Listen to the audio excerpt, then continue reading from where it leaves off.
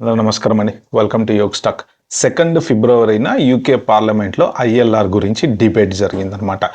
ఏంటి అంటే ఫర్దర్‌గా ఇప్పుడు కొత్తగా ఐఎల్ఆర్ ఎవరెవరైతే ఉన్నారో వాళ్ళకి 5 ఇయర్స్ చేయాలా? 5 ఇయర్స్ ఇచ్చేయాలా? లేదు 10 ఇయర్స్ చేయాలా? షబానా మహమూద్ రీసెంట్‌గా పార్లమెంట్లో అనౌన్స్ చేశారు. ఏమని అంటే ఈ 2021 నుంచి ఎవరెవరైతే యూకే వచ్చారో వాళ్ళందరికీ కూడా ఇంకా నెక్స్ట్ 10 ఇయర్స్ ఐఎల్ఆర్ అనేది కంపల్సరీ చేస్తున్నాము. At the same time earned settlement అనేటువంటి రూల్ తీసుకొచ్చారనమాట. అంటే ఇది ప్రివిలేజ్ కాదు. అంటే మోరార్లెస్ ఐఎల్ఆర్ తెచ్చుకోవటం అనేది మీకు హక్కు కాదు. సో ఇది జస్ట్ మేము ఇస్తే తీసుకోవాలి అన్నట్టు. ఏంటంటే ఇంతకుముందు ఎలా ఉండేది అంటే 5 ఇయర్స్ మీరు వాళ్ళ రూల్ ప్రకారం ఏ స్కిల్డ్ వర్కర్ వీసానో లేకపోతే వాట్ ఎవర్ ద రూల్ దానికి ఎలిజిబుల్ అయినటువంటి వీసా మీద 5 ఇయర్స్ ఉంటే ఆ last 3 months bank statements 3 months pay slips చూపిస్తే మీకు ఐఎల్ఆర్ అనేది ఇచ్చేవాళ్ళు అనమాట. అదేంటంటే అప్పుడు హక్కు 5 ఏళ్ళు మీరు ఉన్నారు కాబట్టి ఐఎల్ఆర్ తెచ్చుకోవడం అనేది మీ రైట్ అనమాట. ఇప్పుడు వాళ్ళు దాన్ని ఏం చేశారంటే ఎర్న్డ్ సెటిల్మెంట్ చేశారు. ఎర్న్డ్ అంటే ఏంటంటే జనరల్గా దానికోసం ఏమేమైతే సెట్ ఆఫ్ ఇన్స్ట్రక్షన్స్ రూల్స్ వాళ్ళు పెడతారో అవన్నీ ఫాలో అయితే ఎర్న్డ్ సెటిల్మెంట్ అనమాట. ఆ మోడల్కి మార్చారు. సో స్కిల్ వర్కర్ వీసా మీద ఉన్న టైర్ 2 వీసా మీద ఉన్న స్టూడెంట్ పిఎస్డబ్ల్యూకి వచ్చి పిఎస్డబ్ల్యూ నుంచి తర్వాత టైర్ 2 వీసాకి వచ్చి ఇలా చాలామంది కేటగిరీ దీంట్లో ఉంటుంది అనమాట. ఏంటి ప్రాబ్లం వాళ్ళకి అంటే ఇప్పుడు ఒకవేళ 5 ఇయర్స్ కనుక ఎక్స్టెండ్ చేశారనుకోండి, ఇంకా ఇప్పుడు నెక్స్ట్ ఫర్దర్ డౌన్ 5 ఇయర్స్ ఎవరెవరైతే కంపెనీస్లో పనిచేస్తున్న వాళ్ళు టైర్ 2 వీసా మీద ఉన్నటువంటి వాళ్ళు ఉన్నారో వాళ్ళకి మళ్ళీ కంపెనీ వీసా ఎక్స్టెండ్ చేయాలి. ఆ ఖర్చులు ఏమైతే ఉన్నాయో ఆ ఖర్చులు పెట్టుకోవాలి. మెడికల్కి సంబంధించిన ఎన్హెచ్ఎస్ కట్టాల్సినవి కట్టాలి. ఎట్ ద సేమ్ టైం వీళ్ళకి కూడా అన్సర్టెనిటీ అనేది ఉంటుంది, ఫైనాన్షియల్ ప్రెషర్ ఉంటుంది, మెంటల్ ప్రెషర్ ఉంటుంది. ఎందుకు అంటే ఇప్పుడు ఎర్న్డ్ సెటిల్మెంట్ చేశారు. ఎర్న్డ్ సెటిల్మెంట్ అంటే ఎక్కడన్నా ఏమన్నా మధ్యలో పొరపాటున బై మిస్టేక్ ఏదైనా జరిగింది అనుకోండి, అంటే క్రిమినల్ లేకపోతే క్రిమినల్ రిలేటెడ్ ఇష్యూనో లేకపోతే బై మిస్టేక్ ఎక్కడన్నా ఏదన్నా ఒక బిల్లు కట్టడం మర్చిపోతే క్రెడిట్ రేటింగ్లోకి వెళ్తుంది, అది నెగిటివ్ ఇంపాక్ట్కి వెళ్తుంది. ఇప్పుడు మొబైల్ బిల్స్ ఉంటాయి, తర్వాత ఇంటర్నెట్ బిల్స్ ఉంటాయి, తర్వాత కౌన్సిల్ ట్యాక్స్ బిల్స్ ఉంటాయి, ఇలా రకరకాల బిల్స్ ఉంటాయి. బై మిస్టేక్ పొరపాటున ఏదైనా ఒక బిల్లు కట్టడం మర్చిపోయినా, లేదు ఒక కార్కి ఫైన్ ఎక్కడి నుంచి అన్న ఫైన్ వచ్చింది అనుకోండి, ఏ బస్ లేన్లోనో వెళ్ళినప్పుడు టికెట్ వచ్చింది బై మిస్టేక్ మీరు చూసుకోలేదు, అలా కోర్టు కేసులకి వెళ్తూ ఉంటాయి. ఒక్కొక్కసారి ఎక్కడన్నా ఫైన్ ఇస్తారు, చెత్త వేసినప్పుడు ఫైన్ ఇచ్చారనుకోండి, అది కూడా చిలికి కాలువానే కోర్టు కేసుకెళ్లే ప్రమాదం ఉంది. అంటే ఈ 10 ఇయర్స్ లోపు గనక ఇలాంటి మైనస్ పాయింట్లు ఏదొచ్చినా సరే, ఎప్పుడన్నా ట్రాఫిక్ లైట్ జంప్ చేశారు మీకు 3 పాయింట్స్ వచ్చినాయి, స్పీడ్ కెమెరా జంప్ చేశారు 3 పాయింట్, ఇలాంటివన్నీ కూడా ఈ ఎర్న్డ్ సెటిల్మెంట్లో పార్ట్ అనమాట. ఎక్కడ ఏ ఒక్క మిస్టేక్ చేసినా ఇంకా పిఆర్ అనేది రాదు. అంటే మెంటల్ ప్రెషర్ బాగా పెరిగిపోతుంది. తర్వాత ఫైనాన్షియల్గా ఏంటి, మనం సెటిల్ అవుతామా తెలీదు, అవ్వమో తెలీదు. అలాంటప్పుడు ఏంటి, ఇప్పుడు ఇల్లు కొనుక్కోవాలనుకుంటారు కొంతమంది, ఇల్లు కొనుక్కుందామా వద్దా అంటే ఒకవేళ రేపు పొద్దున్న 10 ఇయర్స్ తర్వాత పిఆర్ రాలేదు, రేపు వాళ్ళు రూల్స్ మార్చారు, మరి అప్పుడు ఏంటి పరిస్థితి, ఇలాగ రకరకాల అన్సర్టెనిటీలో ఉన్నారు అని చెప్పేసి పార్లమెంట్లో ఎంపీలు కూడా ప్రజల తరఫునే మాట్లాడారనమాట. ఇలా చాలామంది అంటే ఎవరి కన్సిస్టెన్సీలో ఉన్నటువంటి వాళ్ళ ప్రాబ్లమ్స్ వాళ్ళు చెప్తారు కదా, దాని ప్రకారమే డిస్కషన్స్ అనేవి జరిగినాయి. అందరూ కూడా అంటే మోరార్లెస్ గవర్నమెంట్ చెప్పింది ఏంటి అంటే మేము అన్నీ కన్సిడర్ చేస్తాము, అందరు ప్రాబ్లమ్స్ కన్సిడర్ చేస్తాము అని చెప్పారు. At the end of the day present పవర్లో ఉన్న గవర్నమెంటే డెసిషన్ అయితే తీసుకోవాలి. బట్ ఓవరాల్గా వాళ్ళైతే హ్యుమానిటీ గ్రౌండ్స్ కింద మీరు ఇవన్నీ కన్సిడర్ చేయండి అని చెప్పి డిస్కషన్ అయితే పీస్ఫుల్గానే జరిగింది.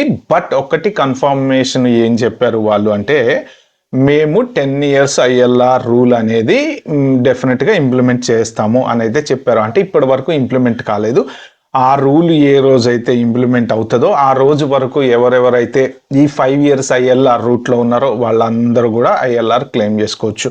ఎప్పుడైతే ఇప్పుడు ఫర్ ఎగ్జాంపుల్ మార్చి 31 నుంచి ఇంకా కొత్తగా వచ్చే వాళ్ళకని చెప్పారనుకోండి, మార్చి 31 తర్వాత అంటే 1 ఏప్రిల్ 2026 నుంచి ఎవరైనా ఈ కంట్రీకి వస్తే వాళ్ళకి అప్లికబుల్ అవుద్దా, లేదు మార్చి 31 వరకు ఎవరున్నారో వాళ్ళు 2021 నుంచి ఈ పీరియడ్లో ఉన్న వాళ్ళకి కూడా అప్లికబుల్ అవుతుందా, లేదు ఆల్రెడీ ఉండి మార్చి 31 తర్వాత ఏప్రిల్ 2కో ఏప్రిల్ 3కో ఎవరైనా ఐఎల్ఆర్ అప్లై చేసుకునే వాళ్ళు ఉన్నారు వాళ్ళకి అప్లికబుల్ అవుతుందా, ఇలాంటి క్వశ్చన్స్ అన్నీ ఇంకా స్టిల్ పబ్లిక్ కన్సల్టేషన్లో ఉన్నాయి. అంటే ఏంటంటే ఆల్రెడీ వచ్చి మేము ఇక్కడ ఉండిపోయాము, మేము ట్యాక్స్ కడుతున్నాము, మేము శాలరీ మంచిగా కంపెనీ నుంచి తీసుకుంటున్నాము, మాకు సో పిఆర్ రావాల్సిన రైట్ ఖచ్చితంగా ఉంది అని చెప్పి ఒక పిటిషన్ సైన్ చేశారు చాలా మంది.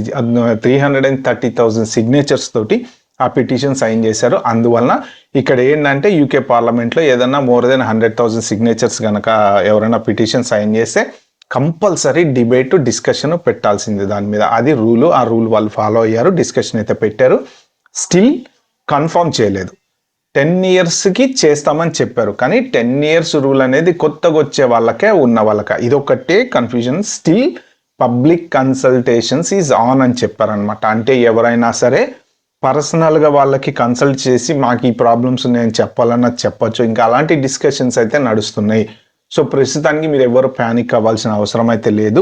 బట్ ఒక్కటేంటంటే డెఫినెట్గా వీళ్ళు ఉన్న వాళ్ళని మాత్రం అంత ఈజీగా సడన్గా మోస్ట్ ప్రాబ్లీ దాంట్లో టర్మ్స్ అండ్ కండిషన్స్ ఏమన్నా పెడుతుండొచ్చేమో. ఎందుకంటే ఇప్పుడు శాలరీ కూడా ఏది స్కిల్ వర్కర్ వీసాకి 41,000 చేశారు కదా, అలాంటి రూల్స్ ఏమన్నా పెట్టి మీరు ఇంత అబోవ్ శాలరీ ఉన్న వాళ్ళకి 5 yearsలో ఇస్తాము అంటే, ఫర్ ఎగ్జాంపుల్ మొన్న అంతకుముందు వచ్చినటువంటి డిస్కషన్స్లో వాళ్ళు చెప్పింది ఏంటి అంటే, మీకు 52,000 కన్నా అబోవ్ శాలరీ ఉందనుకోండి, అంటే అప్రాక్సిమేట్లీ 52 ఫిక్స్ అవ్వద్దు, అది ఉంటే 5 yearsలో వస్తుంది.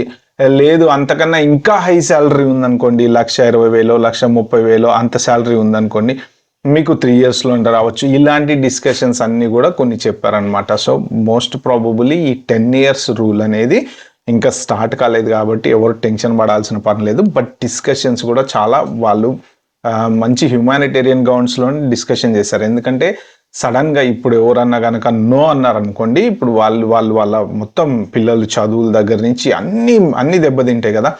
ఈ ఎవరెవరైతే ఈ అసైలం సీకర్స్ వాళ్ళ ఇది డిఫరెంట్. ఇప్పుడు ఇమిగ్రేషన్ జాబ్స్ చేస్తున్నటువంటి వాళ్ళు, స్కిల్ వర్కర్ వీసా మీద ఉన్న వాళ్ళు, లేకపోతే ఈ నర్సులు కేర్ వర్కర్ వీసా మీద ఉన్న వాళ్ళు, ఇలా చాలా మంది 5 years రూట్లో నెక్స్ట్ ఇప్పుడు ఐఎల్ఆర్ కోసం రెడీగా ఉన్న వాళ్ళు చాలా మంది ఉన్నారనమాట.